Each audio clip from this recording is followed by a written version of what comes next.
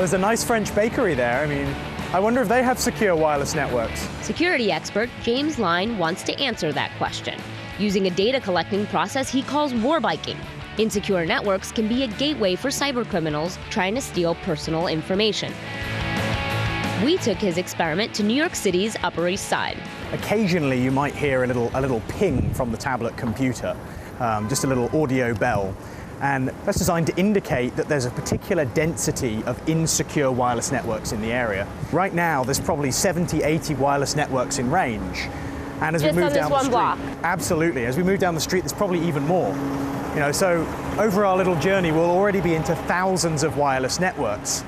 So, what is collecting all this data? Lyne let us take a peek inside his war backpack. So we've got this solar panel here. This guy here will produce power and constantly charge up this battery on the side. And this then connects inside to a tablet computer. So if we fold this up, just in here, I've got a little tablet which is connected and is constantly charging.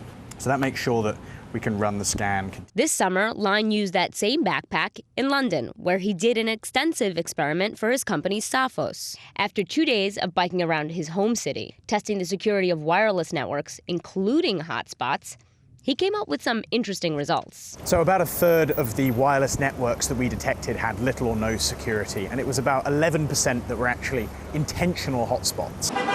Here's the big challenge. Because these hotspots are so poorly configured, in the first place to not provide security, they often don't have good logging, which means it's really hard to figure out how many people actually get hit by it. So we really only see the tip of the iceberg.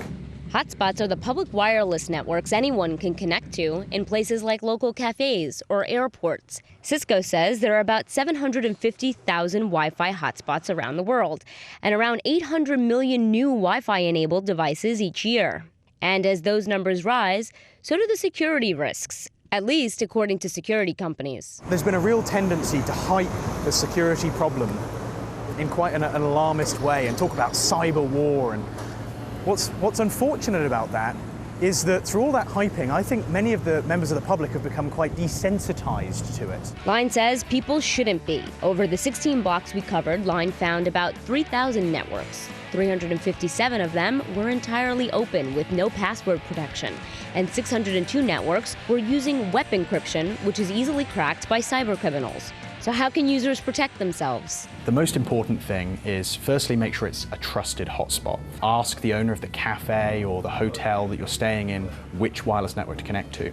Once you've connected, I strongly recommend using a VPN, a virtual private network. If you're an individual user, you can sign up online and then you can encrypt your traffic wherever you go completely automatically. Our results were in line with a larger study done in London. Bottom line, people aren't careful enough about their wireless security. So whatever you do, don't be as careless about biking in New York City as you are with your Wi-Fi.